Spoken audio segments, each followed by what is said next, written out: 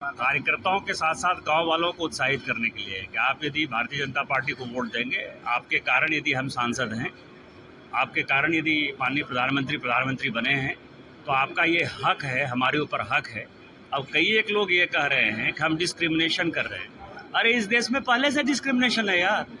Minority affairs ministry है, वो केवल माइनॉरिटी गाँव में ही जो है स्कूल बनाती है, कॉलेज बनाती है, विवाह भवन बनाती है, पॉलिटेक्निक बनाती है।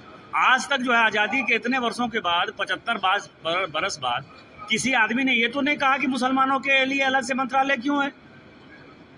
इस देश ने तो कानून का जो है कांग्रेस ने ऐसा धज्जी उड़ाया है जिसको कोई पूछने वाला नहीं है। यानी मुसलमानों के लिए अलग से स्कूल बने, कॉलेज बने, इंस्टीट्यूशन बने, चैरिटेबल ट्रस्ट बने, कुछ बात नहीं, संविधान का उल्लंघन नहीं है। यदि मैंने कह दिया कि 60% से ज़्यादा कहीं यदि वोट मिला है तो हम पहला हक उनका जाता है, तो इसमें कौन सा गलत कर दिया। तो मुझे लगता है कि हमने एक सही डिसीजन लिया है।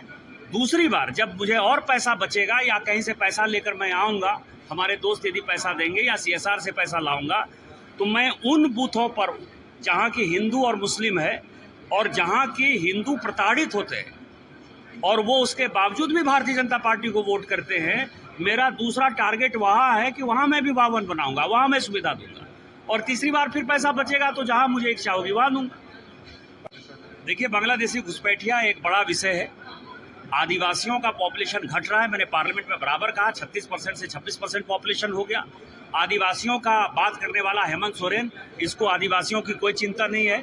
मैं माननीय उच्च न्यायालय झारखंड उनके प्रति शुक्रगुजार हूं कि उन्होंने सुओ मोटोस को संज्ञान लिया है और उन्होंने सरकार से मांगा है।